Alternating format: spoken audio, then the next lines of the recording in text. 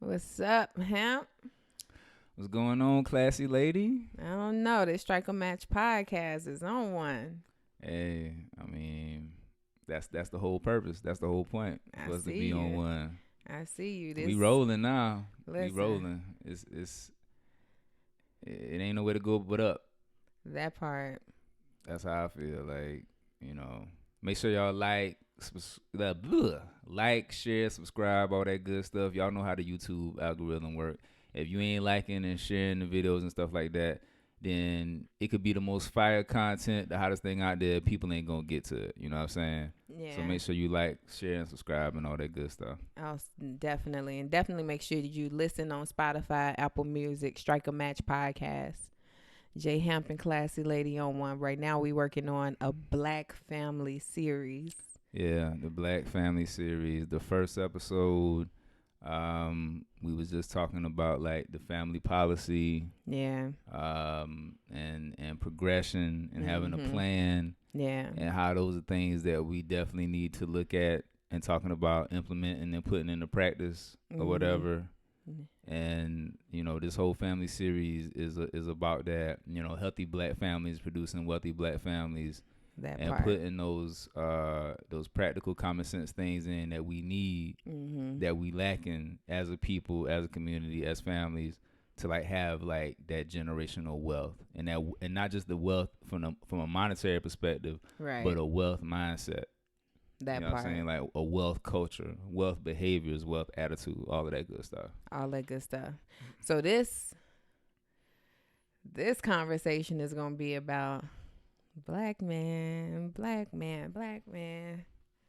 We do not own the rights to what she is singing right now. For That's real, my please don't song. sue us. But yeah, as we talking about the family and the family structure, we're gonna do this thing in order. Yeah. And so we're gonna talk about the black man this episode, and next we'll be talking about the black women and the children and all that. But for today, we talking about, hey, Kings, where y'all at? Where y'all at? What's up, fellas? Where y'all at? What's really good? Let me see some crowns in the comment section. Crowns Let me see some in the crowns comments, in the yo. comment section. Where y'all at, fellas? Let me see some crowns and some lions down there. Hey, where the big homies at? Hey, hey. So, just to kick it off, I mean, what is the character of a black man? Like, what is this thing all about? What is the character of a black man? Yeah, like if we gonna talk about a black man, what does that even look like? I mean, you looking at one right here, like I know, right? But nah, like for real, I think we could spend a whole podcast on talking about what the character of a black man is, right? Yeah.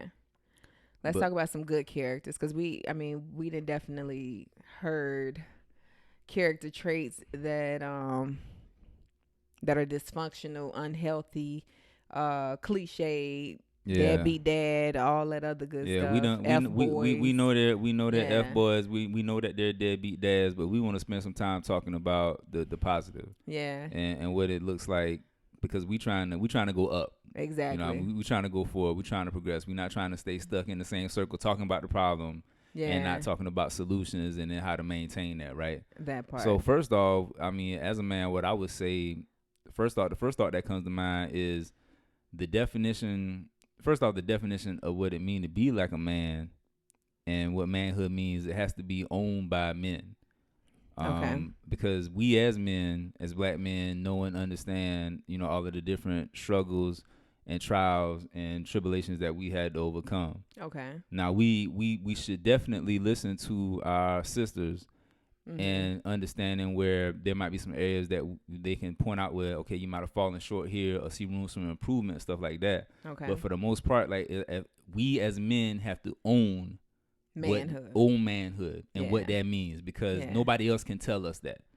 Like, nobody else can tell us as men what it means for manhood. But like on a real simple level, like on a surface level, for me, probably one of the main characteristics that I see as manhood is just somebody who's a problem solver. Okay. Like, that's something, like, honestly, I want to be remembered that way.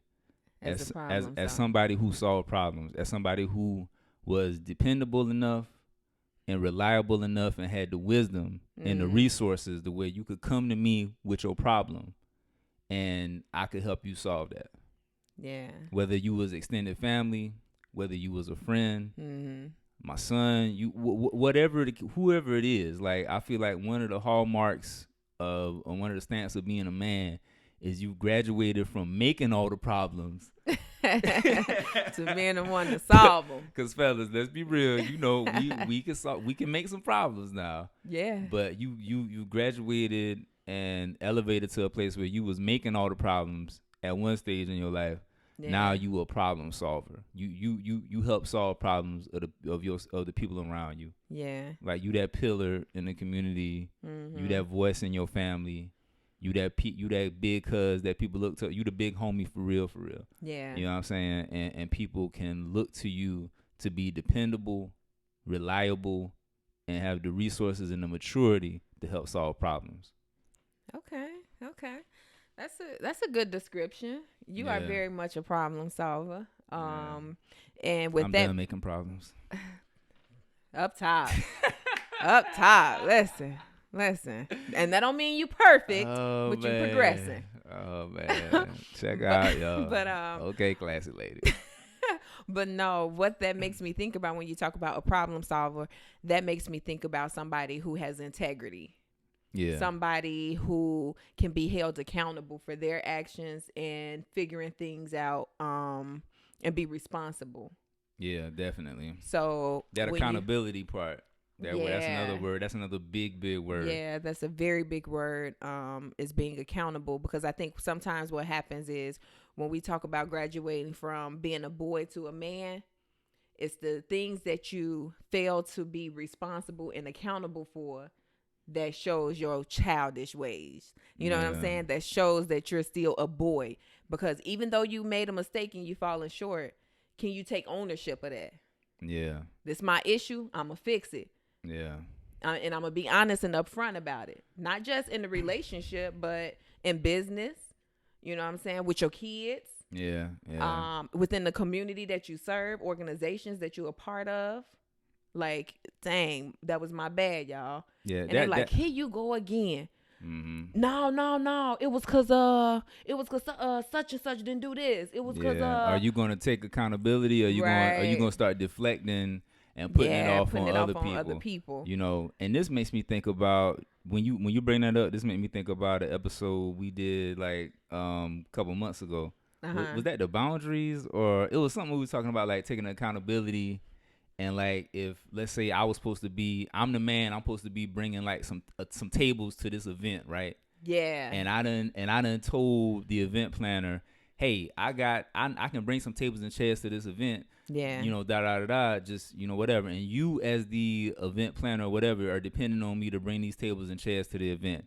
The day of the event, right, something happens and I don't bring the tables and the chairs. Mm-hmm. But instead of me taking that accountability and be like, yo, I messed up, such and such happened, you know, I don't know, you got to figure it out. You know what I'm saying? Like, that's kind of jacked up. But what a man should do to take accountability and be responsible, a real man would be like, look, I was supposed to pick up the tables for your event. I said, I gave you my word. My word is my bond. My word is all I have. Right. I can't go get them myself, but I'm sending. I found this other rental space over here. They gonna come deliver them. I'm gonna have to pay an extra $100, but you know, guess what? That's on me. I want to make sure everything go straight for you or whatever. And boom. I'm not all of the deflecting, all of the blaming. Oh, the car this, that is raining, whatever. All that stuff. No, that's the stuff that we gotta get. We got to make crystal clear as men. Yeah. And when we talking about that accountability, that there's some actions that come with being accountable. Like it is part of that ownership of it, but then there's compensation too.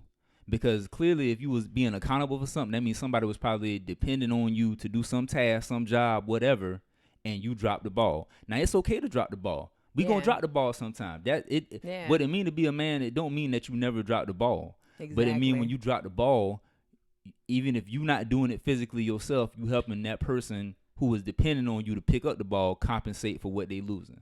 You see what I'm saying? Yeah. No, that's real talk. That was it was either boundaries or trust issues. You know what I'm talking about. I think it was the trust issues. Yeah, be sure to check out the archives. We got some bangers out there. Yeah, we got some heat.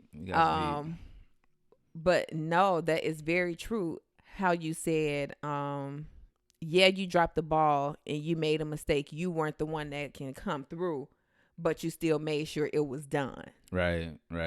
That's you know big. What I'm saying? That's huge. That's huge. Because I know for some people, like, that's really all they want. Mm-hmm. You know what I'm saying?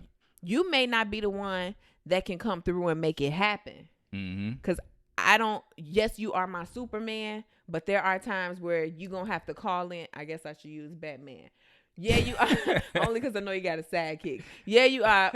You are my Batman, but you know what I'm saying? Sometimes Robin got to come through for you. Yeah. You know what I'm saying? Yeah. Sometimes you need Robin to do what Robin do. Exactly. You know what I'm saying? You working late, can't make it to the recital. Your best friend there with the video recording or somebody FaceTiming for you. You know what I'm saying? Making sure that you still a part of whatever it is that you said that you were going to do. Yeah. Because like what you're saying is with that accountability, it takes it back to, and I think it was the trust. It wasn't the boundaries. It was the trust. Yeah. It takes it back to another characteristic, and we talking about men and being a man. If you can't be trusted, you know what I'm saying? Yeah. Then how can I look to you to solve a problem? Yeah. How can I look to you if you can't be trusted? Then you're not dependable. Right. You're not reliable. You know what I'm saying? Your track record kind of off. Yeah, your face card ain't good. Your track record is kind of off. So it's like that what you talking about right there in that sense where it's like something going on and maybe you not the person that's doing it yourself, but you helping that person, that family member, that friend that was depending on you for something, and now for whatever the reason is you can't do it. You're helping them solve the problem. Exactly. And taking some ownership in it and taking stake in it. And like if I was in your shoes. Yeah. And that's a big part of being a man is the trust too. You know what I'm saying? And that's why you gotta it all goes hand in hand, man. It all goes hand in hand. I'm glad you brought that up. Yeah. Glad you said that. And another aspect of being a black man, especially when you talk about generational wealth and the wealth of the people, the wealth of the family, being the patriarch, is being a leader. Yeah. You know what I'm saying? Yeah. Having the character traits of being a leader is not somebody that's telling everybody what to do. You just delegating stuff, but you're showing us how things should be done. Yeah. And what position and role we should be playing and how things come together. Yeah. It's different. I remember we was watching something maybe a couple days ago, and they was talking about the difference between being a boss and a leader. Yeah. You know what I'm saying? And it is a big difference than somebody being a boss and controlling and manipulating and want things to go their way. Right. As opposed to somebody being the leader, bringing out the best in you and showing you how together, you know what I'm saying, we move this train forward. Yeah. This is what our family stand for. This is how we get things done. I'm a reflection for my children. You know what I'm saying? My wife is a reflection of me. And we are still going towards the same goals. Yeah. And also with that, like you say, the difference between being the thing it was talking about being a leader and being a boss. Yeah. And I would take it another step further, like the difference between being a leader and a taskmaster. You know what I'm saying? Like, cause some people do get it confused, yo. Like that's being true. a man, it's a scripture in the Bible that say something like be not as like a lion in your own house. Right. And it's basically saying like don't be like this lion in your house where like you always just people on edge around you, people on eggshells around you. You feel like you got to yell and scream at your kids or this to get stuff done. I mean, I get it. There might be a time where you have to put a little bass in your voice and let people know that you're serious. But it's like being a leader. First off, it's about leading by example. Yeah. It's about not asking anyone in the family unit to do something you're not willing to do yourself. And like you say, it's about giving that direction. You know what I'm saying? Giving that direction and that guidance as the man, as the leader, as the shepherd, as the priest of your home, as the person who is like supposed to be. Everyone in that house is looking at you like, all right, Dad, what's up? What's good? What we gonna do? Right. This just happened. Where we going? What's up? Exactly. You know, and you being in that position where you have the maturity, where you have the knowledge and the wisdom, and like you said, you might not have all the answers all the time, but you have that kind of critical thinking aspect about yourself where you like, okay, they might, everybody might be seeming panicking right now. I'm a little nervous myself. What is going on? But I can't show it. Right. Even if I'm feeling it, I can't show it. And I just gotta I gotta walk through this. Yeah. I gotta walk through this. And that is and the beautiful thing about it. The beautiful thing about that is, and I want all the listeners out there, I want all my brothers out there to really understand this. The beautiful thing about it is you've been given the grace and the gifts and the skills divinely to be able to do that. Exactly. Like the Most High has given you the ability as a man, as the leader, as the head, to do all of those things I just talked about. Yeah. You are divinely gifted to do that. And you have to believe that. You have to believe that and accept that and walk in that, even when it seems like it's not like that. Even when it seems like you running into different pitfalls and traps, and you might be even doubting yourself. You are made in the image of God, and so that means you have that ability to take dominion and rule and give that guidance and that counsel and be that leader. It's not just your skills that you learned in high school or college or your degrees or anything else like that. It's something spiritual that's in your heart and inside of you as a man that your family is looking for, your children are looking for, your wife is looking for, and the people in your community are looking for, and you have to tap into that and pull that out and walk in that in boldness, for real. Yeah. No, I'm glad you mentioned that. That's real talk. And for some men who have never experienced that or even know that they have that spiritual gift, that divine talent within them, it's like, I think the best way to tap into it is through experience. Yeah, definitely. Like putting yourself to the test. For real. Pushing yourself even when you like, okay, I done did enough. I'm done. I can't do it no more. Yeah. Because the one thing I want my brothers to understand is not that we don't trust y'all to get things done. It's not that we don't want to put things on your plate for you to be responsible for. And it's not that women want to be able to control and manipulate and have our hand in everything because it's hard for us to depend on you guys. It's just that we want to be able to be in a position where we see you be faced with opposition and you persevere through. We want to see you go through something. The proof is in the pudding. Yeah. I can't be mad at that. The proof is in the pudding. It's kind of like you running this race, but then I'm on the side of you watching like, oh, okay. Yeah. He got this. Yeah. He got this. Let's go back around again. Oh, he got this. Okay. Because like you said, you gonna be faced with some stuff that you probably ain't never did before. And it ain't like you saying, oh, I ain't nervous, I ain't afraid, I ain't scared. But if it's something you've never done before, let's be real, you gonna feel a little anxiety about it. Yeah, of course. I mean, any guy is gonna feel anxiety about, something that, like I say, is brand new. Yeah. I guess, the thing that as men we would just ask of the women, even like you said, you wanting to see me triumph over this situation, this thing or whatever, right?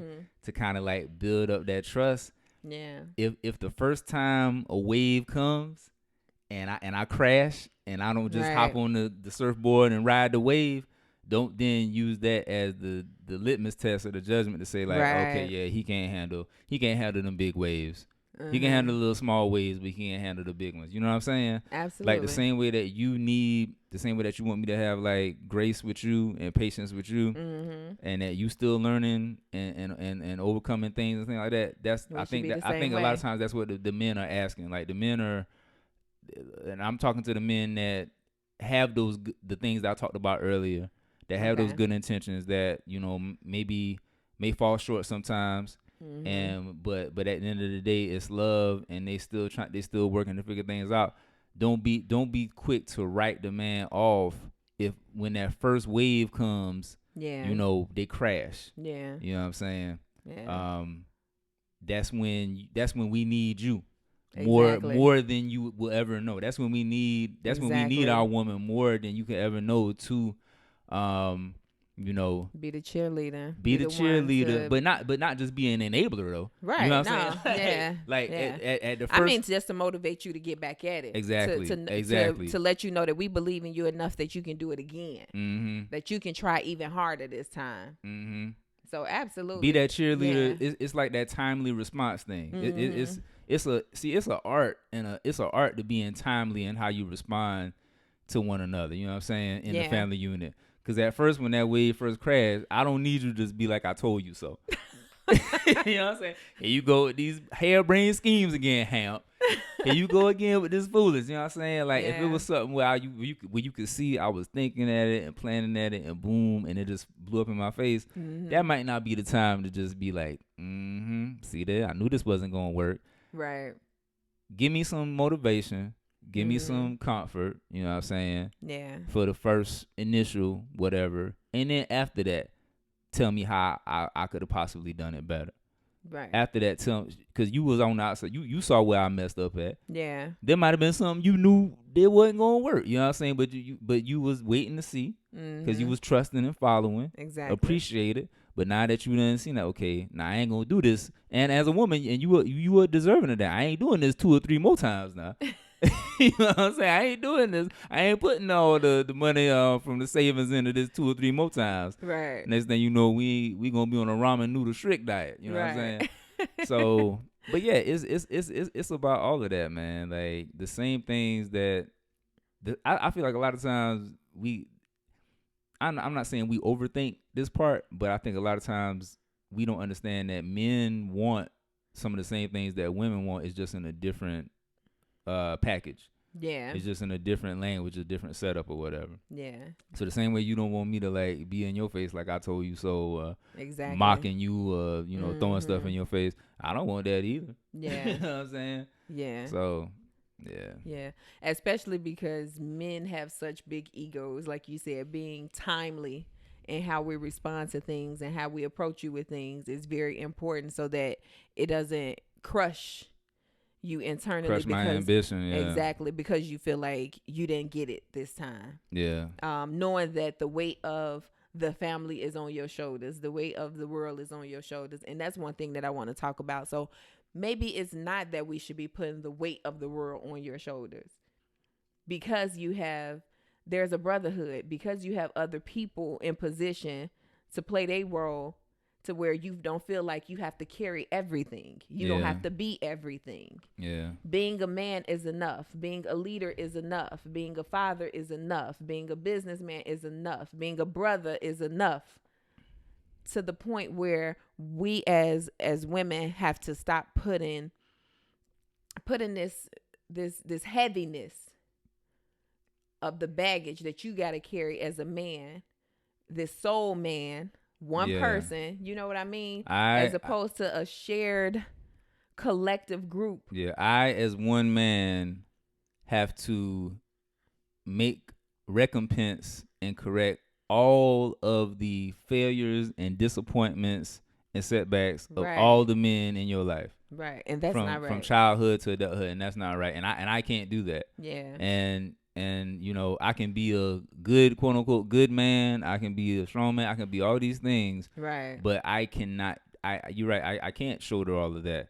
And that is where another thing. Like I said, we talking about the family. We talking about wealth mindset and just kind of really changing the way we think. And that is where I, as a man, you know, and you have to see it too, to be like, well, like I said, I got a brotherhood. I got a network.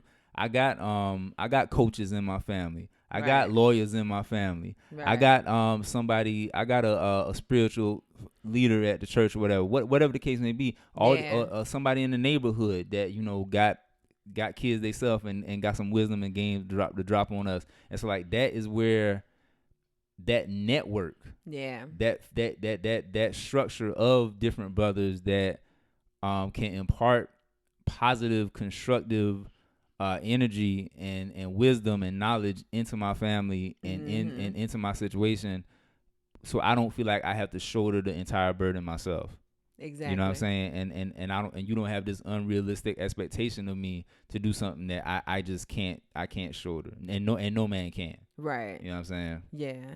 In all fairness, that's something that we need more of. We need more groups of black men collectively working together. I know, of course, you got the whole Black Father movement, or you got the black millionaires movement, different things like that, where it's groups of black men together, 100 black men, all these different things. Who work together and who know how important it is that, okay, this community is ours, so we gotta all be in position. I know you mentioned we was having a conversation maybe a couple of days ago, and you was talking about everybody being on post. Yeah. You know what I'm saying? If everybody in position and doing what they were supposed to be doing and doing what they were called to do, then we will less likely have so many inadequate positions, or we wouldn't lack as much as we do within our communities, to where we feel like, oh, the black man, this one black man that I got, now he got to be everything to everybody. Yeah. But if we understood the responsibility and the importance of everybody playing their part, then it's not necessary. Just like a basketball team. Yeah, you know everybody has a role, everybody has a position, and when you have that mindset that everybody is playing their role, then as men, we not overburdened of feeling like we got to meet some unrealistic expectation about something, all the pressure and stuff like that. And it just and the thing about it too, Klassi, the thing about it too is like sometimes we be so big to think about like the big organizations, right? Like you named a couple. You name, like we talk 100 black men, the Black Father movement, all this stuff. We sometimes tend to be thinking about these bigger organizations, but I'm talking about like me, my homeboy, my neighbor, the coach at the school. Right. You know what I'm saying? I'm talking my cousin. I'm talking like, and this is important because a lot of times, for whatever reason, a lot of times as men, we might have like, some trust issues with some of these different organizations for whatever reason. But when it comes to like, and like I said, I feel like everything starts with the people who are in your closest proximity, the people you talk to every day or every other week. The people you come in, those are the people that's impacting your mindset, your wealth, contacts. I'm telling you. Top 5 contacts. I'm telling you. I got a homeboy. He's a mentor. Yeah. I got a cousin. He's in the education field. Yeah. I got, you know what I'm saying, at the church, I got this spiritual father. He ain't even the pastor, but he like my spiritual, leader, whatever. Yeah. We talking about the people that's like right there. You know what I'm saying? Like you ain't got to get registered. They right there. And if you don't have them, then you need to reach out, network, and find them. But it's like there is no way that one black person, one black man can shoulder all of that pressure and all that burden. And it also, you know what I'm saying, it then the partnership that we need also is for our women to not have that expectation as well. Yeah. You know what I'm saying?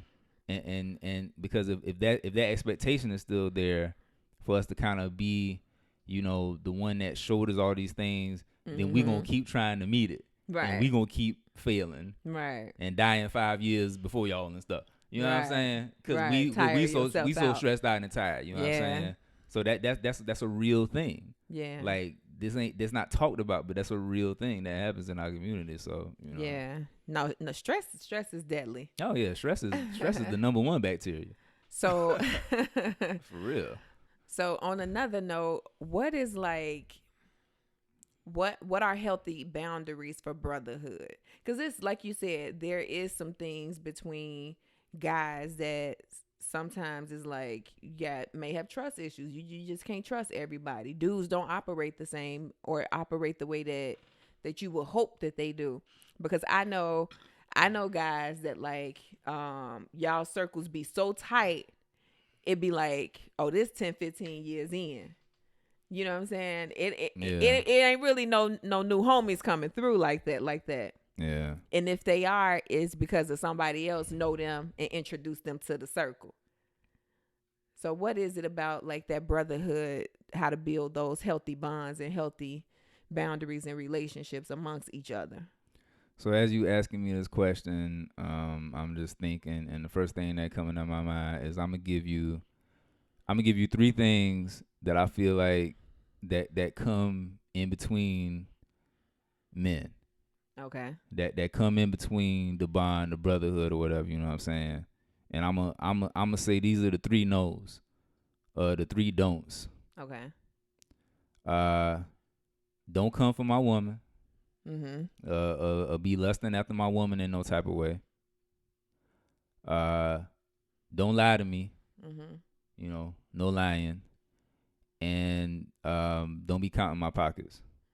And when I say counting my pockets, like I'm talking like the money. Like don't do no funny money business or whatever. Yeah. You know what I'm saying? Like that'll blow trying a relationship that'll quick. blow a relationship real fast. You know what I'm saying? The money will blow something, the women will blow something, and the lying will blow something. Okay. And so like I feel like if you trying to really have a solid network of men, a solid group of men that is like about progressing the black community, about progressing with the family and generational wealth and black wealth and just a healthy black mindset overall, it's got to be brothers that you know are men of integrity. Right. No lying. Don't, if you got to say something, just say it to me. Don't lie about, because a lot of times when I say lying, I don't mean just like lying about something like a flat out lie. Right. I mean like lying like you've been feeling some type of way about something and you've been holding it in. That's a deception. That's a lie to me. You know what I'm saying? Like, let it out. Talk. We men. We big boys. Talk. Yeah. Just no lying, no deception in any form. Okay. Don't be lusting after each other's women. Yeah. That's something that happens. You know, like can I invite you over to my crib and you not lustfully looking at my wife?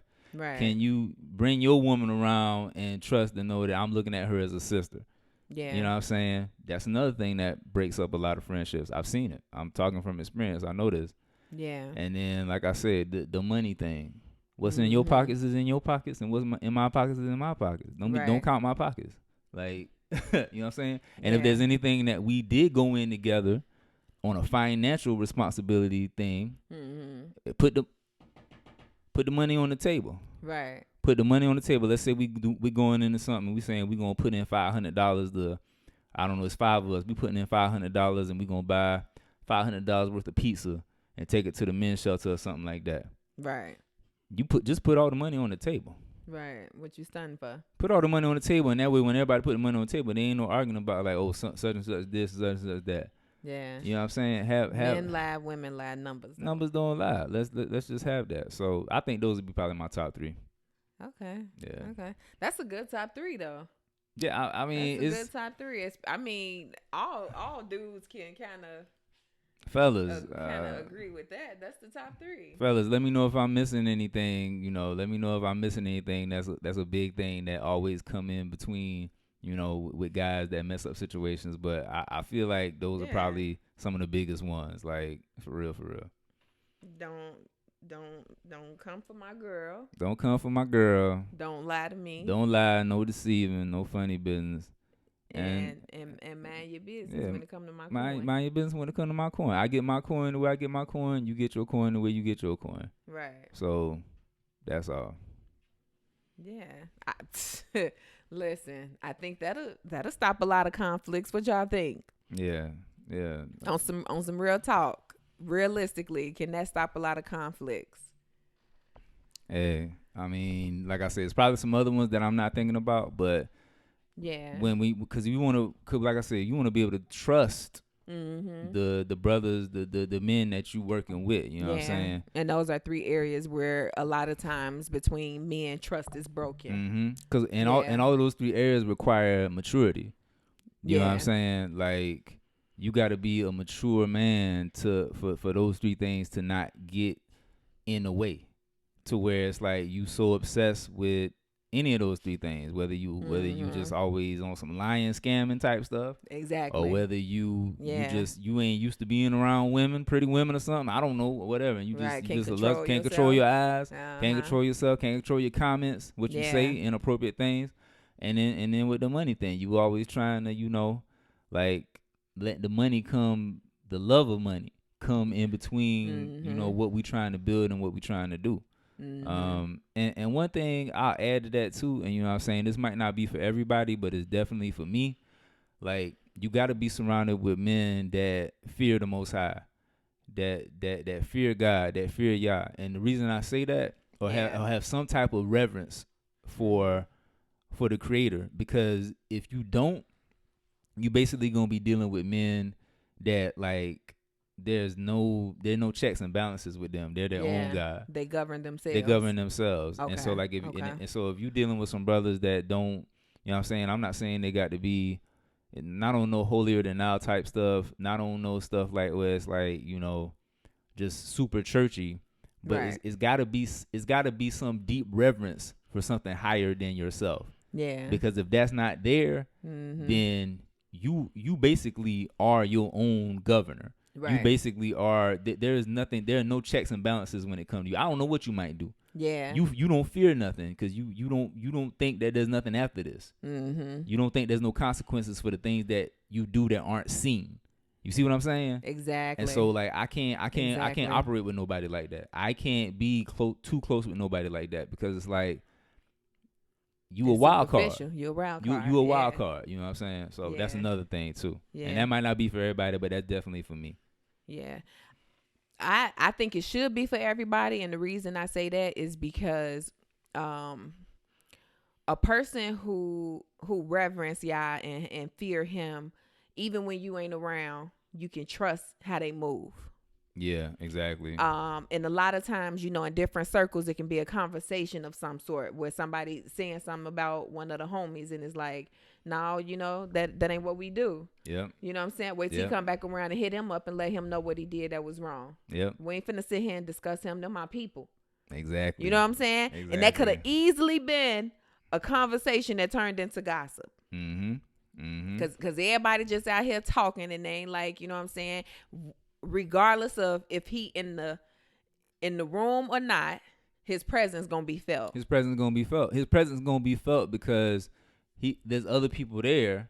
Yeah, that respect the Most High. Yeah, and even if they respect the Most High, and they respect for him. Yeah. And that's another real thing. You know what I'm saying? That it, for whatever reason, everything that you just laid out, that don't get practiced more than often. It don't. More than often, what happens is the conversation happened, the talking happened, and it's like, we was talking about this other day, it's like the people around, they partake in it like you passing a joint or something. Yeah. you start talking about that person, I'm like, ooh, let me get in on it. Yeah, he ain't this, he ain't that. Yeah. Instead of somebody being like, nah, we ain't gonna do that. We trying to establish something. We brothers fight sometimes, da. Yeah. You need to say that to him. Cause I ain't gonna be sitting here around you talking about him like that. You know what I'm saying? Exactly. I might have my issues with Buddy. Right. But what we not gonna do is talking about Buddy like Buddy ain't been down for us with this, da. Exactly. And they're like, we ain't men of honor. We ain't men of integrity. We don't operate off a code.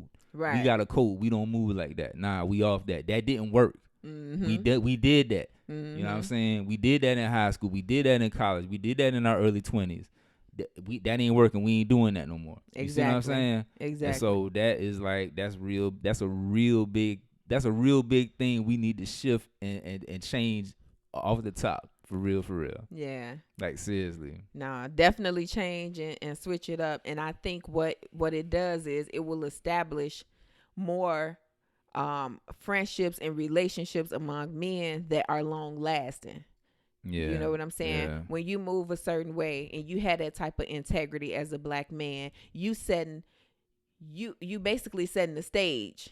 Yeah. You know what I'm saying? For other people to know how to operate around you. So when you are in other cultural settings or diverse settings, people know that them black men ain't like that. You can't get over on them. Yeah. You can't one up them. Yeah, you can't token guy one of them because they don't move like that. He know his worth. He know who he is.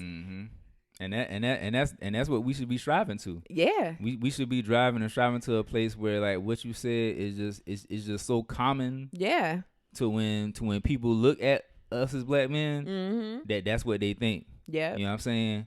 Like that is the first thought that come to them out. They have like, you can't come in and divide and conquer with them. Exactly. You can't come in and play that old game, with let's put the woman in there. Let's put the money in there. Let's put whatever in there to start doing divide and conquer or whatever. We need to get to a place where, like, that is so ingrained in our souls. Yeah. That is so in our heart. That is so, like, firm with us that it's just like second nature. It's like autopilot. You know what I mean? You know, sometimes you get up and be doing something or be driving somewhere and you thinking about going somewhere, but you don't went this other place so many times. You just like driving on auto. Yeah. That need to be like a auto type of way that we move as men, for real.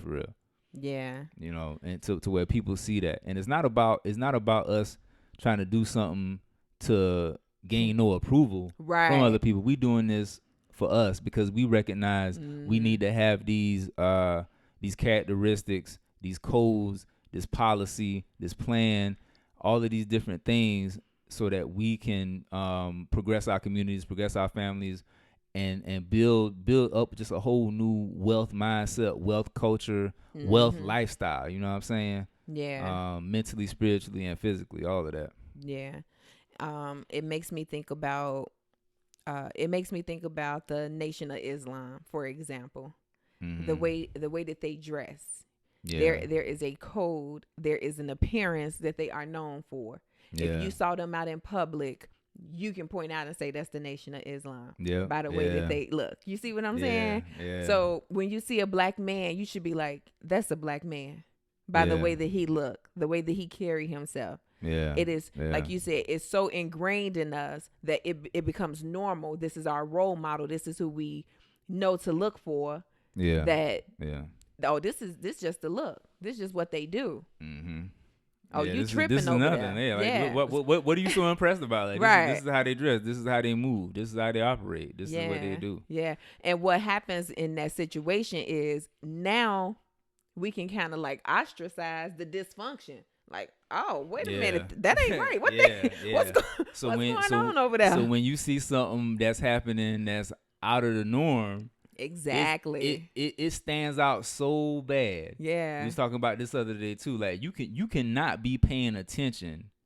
You can be in a room and not be paying attention. Yeah, but when something happens that you know is just so out of place for that room, it's gonna catch your attention. Exactly. You know what I mean? Exactly. Like if you just in a setting or whatever, like church, for example, and something happened that you know don't happen in church, right? Right. You could be sitting there about falling asleep in church, not paying attention. But when that something happens that you know is not appropriate for that setting, something gonna spark up the way you gonna pay attention to it. And that is how we need to be as men. Like when something happened that is so out of bounds, right? It's not even so out of bounds. We done gotten so used to the good character, to the good attitude, to the constructive behavior, that the out of bounds thing, the dysfunctional thing, the toxic thing, when it happens, it's like so out there. Like we all like, oh my gosh, like what just happened? What just happened? And everybody is jointly pointing the finger like this. Like that ain't supposed to be here. We don't do that no more. Yeah. Think about almost like this. Think about being at a gathering with all your people, everybody hanging out in there talking, having a good time. Yeah. And then one of the homies come in there with an elephant, and you like, what the? You know what I'm saying? It's so out of place. You brought an elephant to the kickback. You brought an elephant to my car party. You brought Klassi said an elephant. But I'm just saying. But that's how that's how big the elephant and crazy in the room. And out of mind. You know what I'm saying? The elephant in the room. The elephant in the room. Yeah. Who brought this elephant in the room that everybody noticed? This is not what we do. This is not how we move. This is not what a black man is about. Yeah. You know what I'm saying? Yeah. That gotta go. Yeah. And I'll tell you, a lot of times that happens. I mean, maybe to step away from, just with the black man, but you know how that happens sometime where like you are in a setting with family and friends or whatever, just friends, and somebody do something out of pocket. You know what I mean? And it may be somebody just brought through or whatever. Yeah. You know what I mean? And it's like, no, talk to your girl. Yeah. Talk to your mans. Uh-huh. You know what I'm saying? And that's another thing that's a good segue into this next part. I think I know what you finna say. For whatever reason, I don't know why. I don't quite know when it happened. I don't know what the problem is. We have got to get over this I don't know, this bashfulness, this shyness, this politically correct stuff. You are supposed to call your brother out when they get out of pocket. That part. You supposed yo. Listen. Our grandfathers, our fathers, and my dad is 71, 72 years old. 71, yep. Our fathers and grandfathers were notorious for that. Yeah. You know what I'm saying? Yeah. Like, you are, and it wasn't no offense. Yeah, call them out on this mess. They expected it. They expected. So whatever they was gonna do that was something they had no business. At least they was gonna have the decency to maybe go take it somewhere else. Yep. But now, man, you can't say nothing. You can't say nothing to nobody without, oh, you hating on me. Man, this is my life.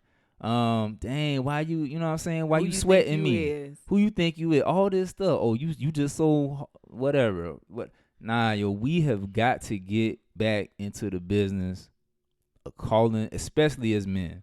Yeah. So this is another thing men do. Yeah. Men call each other out on they BS. Yeah. How about that?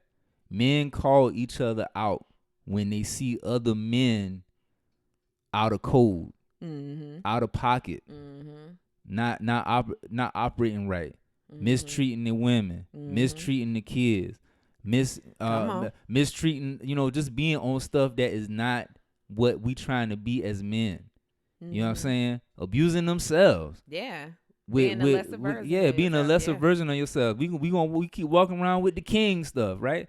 That's not you not a king if you not walking in the fullness of who you are as a man. If you're not walking in that greatness, if you're not walking upright, you walking slumped over, you walking handicapped, you walking crippled. That's not a king, bruh. Yeah. So you got to miss me with all that king stuff if that's how you moving. I can't call you. I can't do it.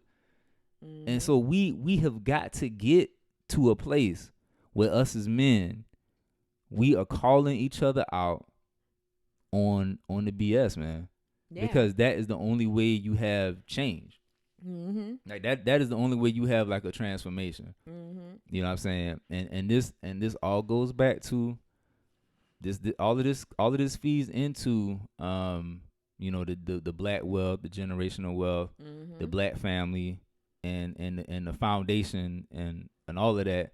Because what happens is when you don't have men calling out other men on their BS, guess what? Some money gonna get misappropriated somewhere. Yep.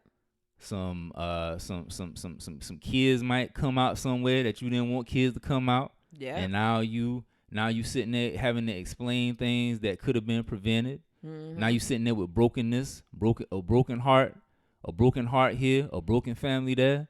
You know what I'm saying? Like you all of these things, it starts with a decision, yo. You could be literally saving your brother from something down the line that he can't see. Yeah. That he don't know is there, but because you don't wanna not look cool, you wanna be down. Exactly. You want, hey man, cool, don't say nothing. You want that. Yeah. You don't know you could be pulling your bruh from the fire, yo.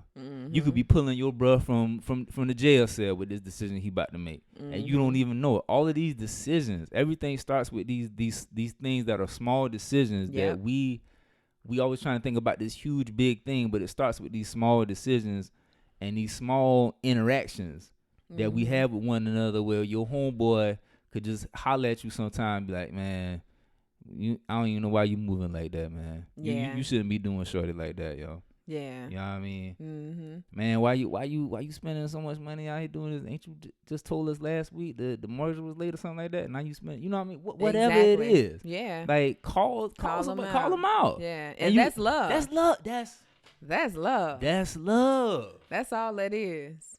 That's love, Yeah, yo. real When did talk. that become hate? When did that become hate? To look out for one another. When did that become hate to look out for That's one another? love. I'm not saying, and like I say, there's a way you do it.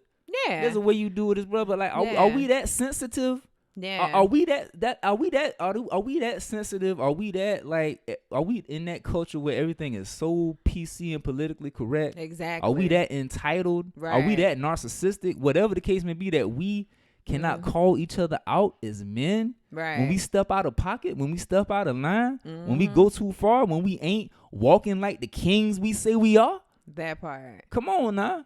That and, part. And then we gonna be mad with our women and mad at women for not trusting them, for not following them, for not all of this stuff. Yeah. Look at how some of y'all moving. Exactly. Come on now. We have got to get back to that place where we calling each other out on stuff, man. That's real. And we don't and it's not, don't make a circus of it. You know what I'm right, saying? right. It don't even have to be done with everybody being around. Don't even have to be done with being around. I'm gonna wait till everybody leave and I'm gonna hit you up and be like, yeah, bro, so you know that one cool.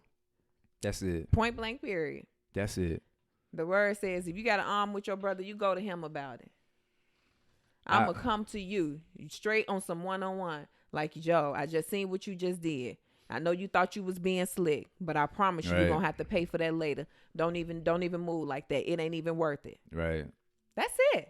And as my bro, I would expect you to do that. Yeah. Because if you didn't do that and you just got me out here, I'm moving crazy, I'm moving wild, and I'm not even understanding it, you know, what's that about?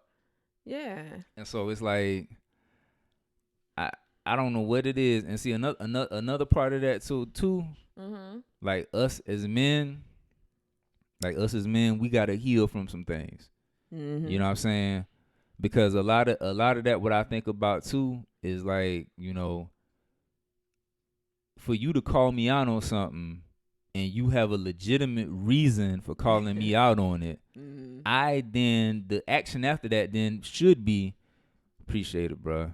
You know, like, you right, man. I can kind of see where you coming from, and ain't even no offense taken, man. I thank you for that, man. Give me some love, bro. Let's dap it up. Right. For me to be able to do that, I can't be on this like this fragile ego thing. Exactly. I can't be like on this low self-esteem thing. Yeah. I can't be on this, you high know, horse, this high horse thing. Else. You know what I mean? Yeah.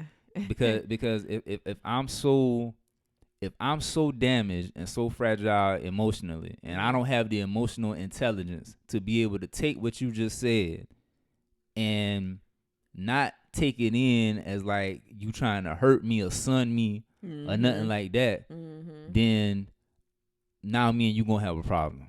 Right. You can't even recognize it's love. I can't even recognize that it's love. Yeah. Cause of whatever's going on in me, that I'm not in the fullness of manhood or whatever the case may be. The little boy in me is still, you know, got some trauma that he ain't healed from. When I come to you like that, you gonna think I'm attacking you. Yep. And the follow up action that I said of me being a mature man to be like, man, thanks, cuz I appreciate that, man. You know what I'm saying? Like I ain't want to hear it. I ain't really want to hear it, but you right. I need to think about that, man. Appreciate it. Dap it up, cuz it take a man to be able to do that. Yo. Yeah. It take a strong man to be able to do that. Yeah. And so and because you ain't, cause bro, you ain't right all the time. You don't get it right all of the time. And you gonna want somebody to do that for you. Exactly. You see what I'm saying? Exactly. So the replay is that, man, our circle so tight. I done seen what Hamp did for me, so I gotta come through for him. Exactly. I know the relationship that we got, the friendship that we got, that if he did something wrong, he wouldn't mind me pointing it out. So now I ain't even scared to come to you with some stuff like, man, I ain't want to say this, but yeah, you know what I'm saying? You won't even hesitate now. Yeah. Because that's usually what happens. Some friendships amongst men, the disconnect or the disagreements that y'all done had, and you feel like you can't bring it to him. Yeah. Now it's piling up like this fool. He always doing something.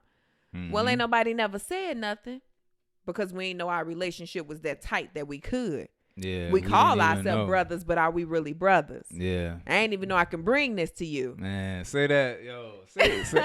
Say that one more time. We call ourselves brothers, but are we really brothers? Yeah. Yo. Bars. We call ourselves brothers, but are we really brothers? Yeah. So it's like certain things you feel like I ain't even know, you know what I'm saying? You and I me ain't was know in you. that I space. ain't know you felt that I way. ain't know you felt that way. And see, this all go It back shows to us as women how to react and respond to y'all on that pillow talk when we having certain conversations and we looking crazy at y'all like, so why you just ain't tell him? Why you just ain't tell him? Because he gonna come to you with it before he come to me with it. Yep. Because he's automatically expecting that there's gonna be like potentially some, I don't know, either the friendship might end or there gonna be some words said. There might be some fists thrown. I don't know. But for whatever reason, and this is another, like I said, it's like we as men gotta get better at communicating when it comes to stuff like that. You know what I'm saying? Like I should be able to come to my brother, you know what I'm saying? We talking about we brothers. We talking about we bro. That's my dog. That's my homie. That's my ace. Right. That's my day one. All this stuff, right? Right. But I'm holding some stuff. Mm-hmm. I'm holding some stuff. You holding some stuff against me. I have no idea what's going on. Yep. I have no idea. I'm thinking everything cool. Uh-huh. And next thing I know, you ain't showing up to the functions. You ain't pulling up. All this stuff going on. I'm like, dang, what happened? I ain't know what's going on because I don't think I did nothing.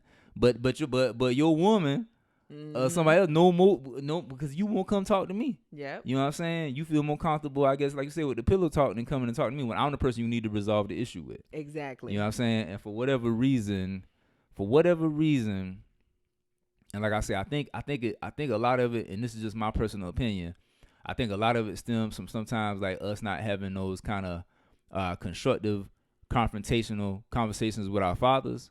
Yeah. You know what I'm saying? Like, 'cause I feel like that's the first place where a boy learns to have a confrontation with a man, with another man. Right. Okay. Because see, as a boy, yeah, you might be having little arguments with your homies and stuff like that. Mm-hmm. But it's a difference when, as a boy, you might be having to have a little confrontational conversation with a man.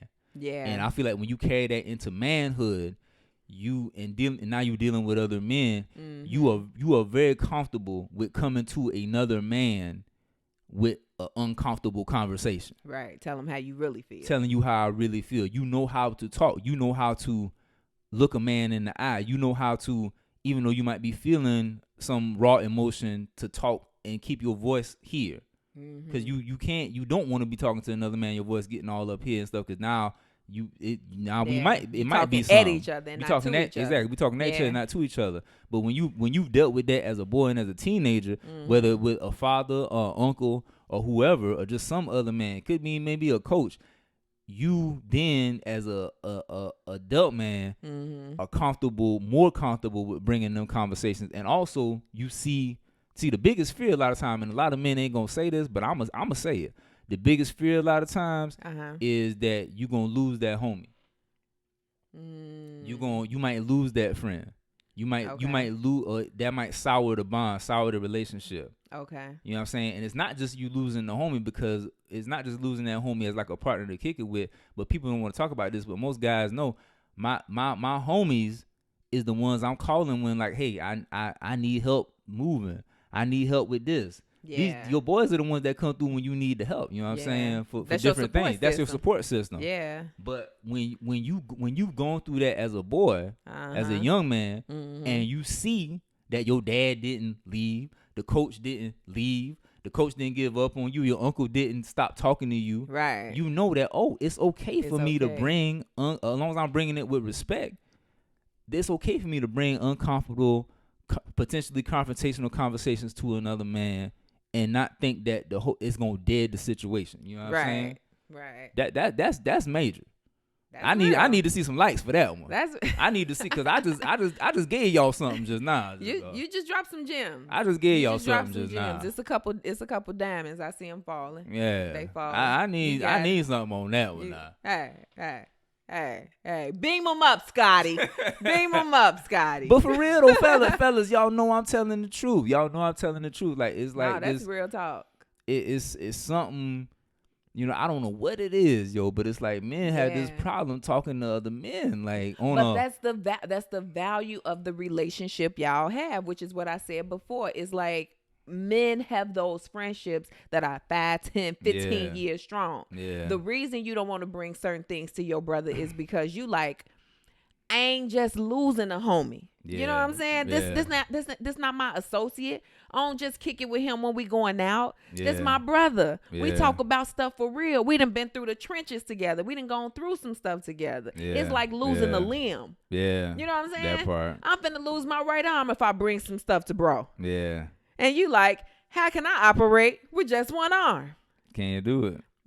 That's the core value, like you said, when you talk about manhood, that's something that as a woman I value to see with men. Like Yeah. y'all need deep in the game for real. Yeah, You know what I'm saying? The closeness that y'all have, the respect and honor that y'all can have together. I done seen it in the friendships that you have with your friends and your cousins. Like, that's insurmountable. Like, you can't tell me you can find that everywhere, but you should. yeah. You Let's be real. You should. You should be able to find it everywhere, but we talking in reality, and reality is that you can't. And so when you have that, man, you and hold like on you say, to it. it's that knee deep in the game, like thick as thieves. Yeah. Brother from another mother, Mud 5, 10 brothers. years down, 10 toes down, whatever you want to call it. Whatever. Like it's real. Yeah. And fellas, y'all know it's real, man. And so like you say, you don't wanna, you know what I'm saying, you don't wanna disappoint your bros. Right. You know what I'm saying? You feel like you don't wanna look like the weakest link or whatever. Mm-hmm. But like I said, one thing that I love about my life, you know what I'm saying, and like I've y'all has gifted me with the grace Mm-hmm. to be in a position where like that ain't something that really fazed me Yeah. too much no more. And one of the only reasons is why is because I done been through certain situations where it's like, you know, it was like, hey, it's on display for everybody to see. I'm just being straight up.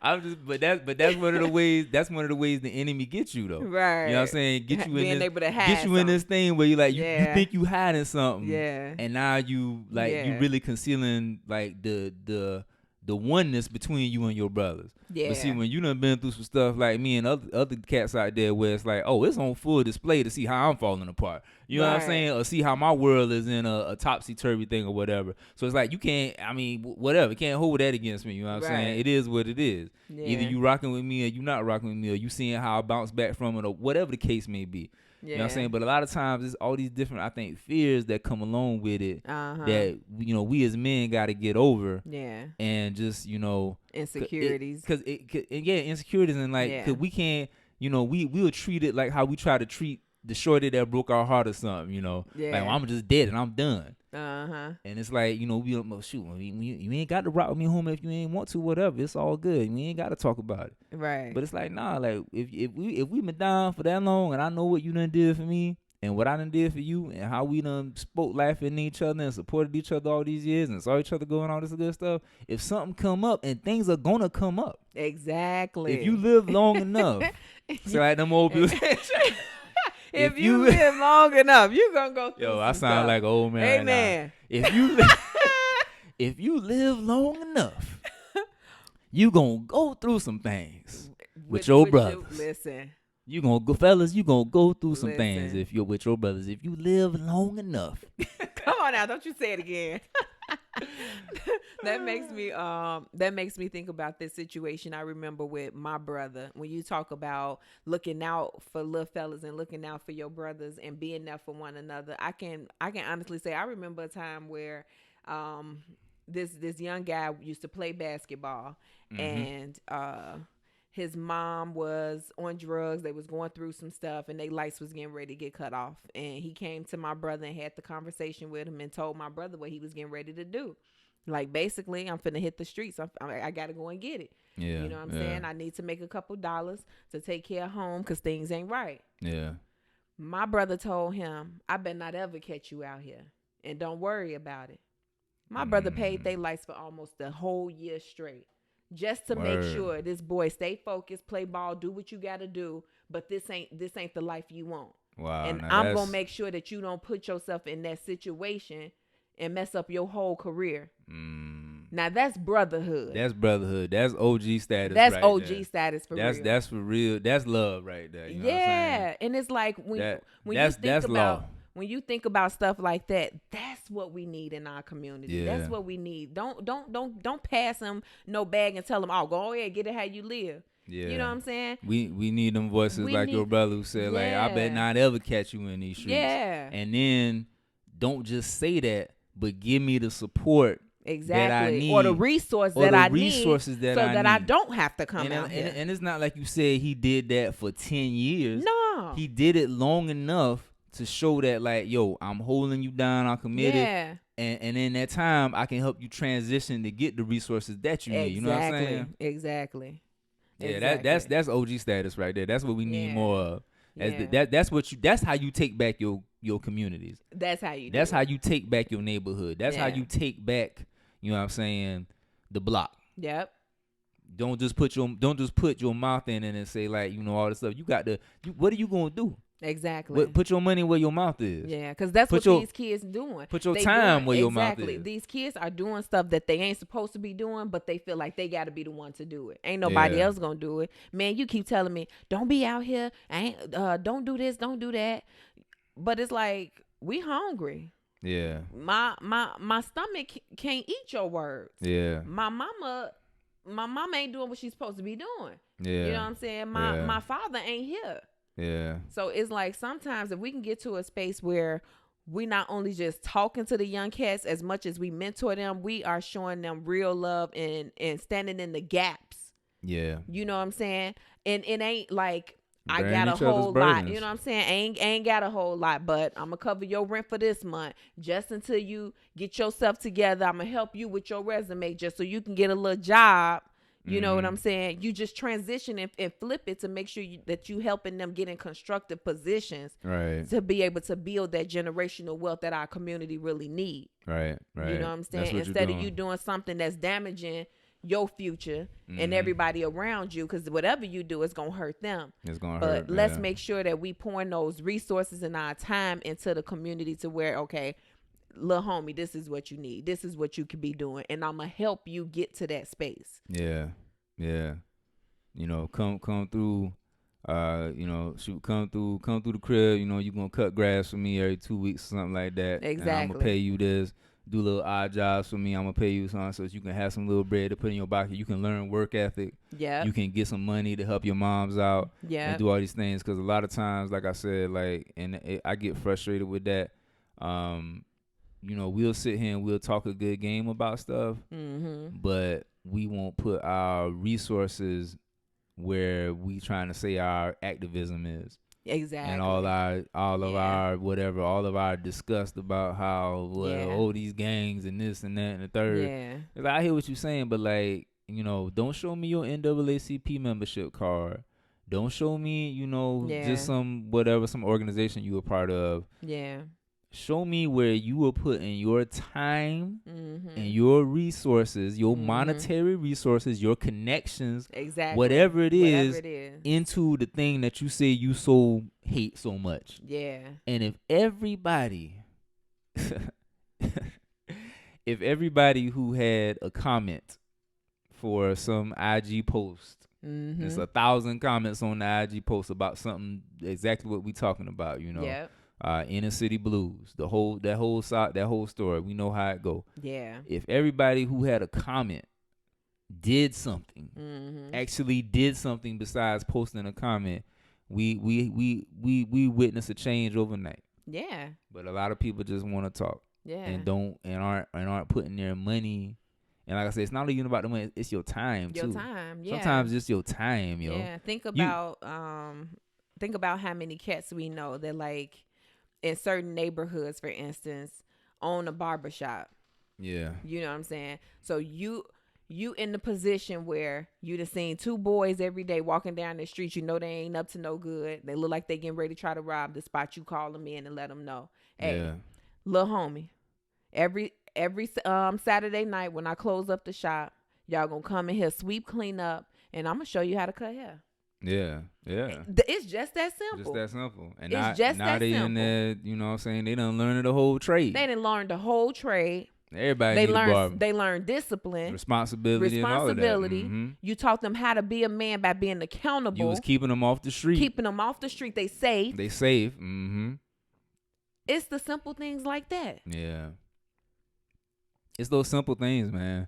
Yeah. It don't always take some brand sweeping legislation. Right. It's those simple things. It's those simple intentional things like that can literally change somebody's world, man. Yeah. That can change somebody's whole life. Yeah, that the government can't do. Yeah. And so like we gotta get back into doing those things, and that'll lead me. I think we can wrap it up with this. That'll lead me to my last point about being a man and what it means to be the man of the family and the leader. Men make sacrifices. You know, as a man, you have to be able to make a sacrifice somewhere. Okay. Because we're talking about even the example of what you talk about what your brother did. He made a sacrifice. That's what that's called. Yeah. He was sacrificing some money out of his pocket that he could have been doing something else. Yeah. The example with the barbershop example, he was sacrificing his time. Yeah. And time is money. Yeah. You know what I'm saying? Yeah. And of course money is money. Yeah. So at some point in some place, as the men, as the leaders, you're going to have to realize that there are going to be some sacrifices that you're going to have to make. There are going to have to be some luxuries that you might have to give up. Some dreams that you won't not necessarily have to give up on, but maybe you have to readjust the timeline. There are all kind of things that you have to look at and evaluate for whatever your situation is. Yeah. And realize that, like, as a man, I gotta make sacrifices because nothing worthwhile, in my opinion, nothing worthwhile comes without two things. Especially when we talking about a big thing here. We talking about a culture shift to where, like, as black men, the way we are viewed is different. And we're not talking about all the negative media and propaganda. We know that's out there. We talking about with us. Yeah. And we talking about the wealth mindset, the black family, and all of that. Nothing. This is a big project we talking about. This is a grand thing. This is big thinking. This is not some small thing. And if my life hasn't showed me nothing else, no big thing comes without sacrifices and without risk. Yeah. And so you gotta be willing to make some sacrifices, and you gotta be willing to take some risk. Yep. To get to where we were talking about, because even when we're talking about with these conversations, with the uncomfortable, that's a risk you taking. Exactly. You know what I'm saying? Yeah. You know, all of these things, you gotta be able to make them sacrifices to see the bigger picture and see the long game, man. Yeah. Yeah. Think and know that whatever you doing is no small feat. You know what I'm saying? Whatever part and position you play, that skill set and that love that you're sharing it makes a large impact. Yeah, definitely. On your family and on the community at large. Definitely. So and they see that and that sacrifice that people see you make, and like I say, you're not sacrificing to the place where it's like you give up yourself or who you are. Right. Or the dreams that you have, or the things that are dear to your heart, good. But it's for the greater good. Yeah. And I promise you that sacrifice is like fertilizer on the soil. You know what I'm saying? It really is. I can't explain it, but it's like when people see that sacrifice you making, when you sacrificing your time, when you sacrificing your resources, when you getting out of the meism, and it's not just me, man, it's like it's like fertilizer on the soil, yo, for real. Yeah. It's a multiplier effect, I promise you. Hey. So there we have it. Second episode, Black Man. This your girl, Klassi Lady. Sue us. It's your boy, Hamp. Love you guys. Peace. We out.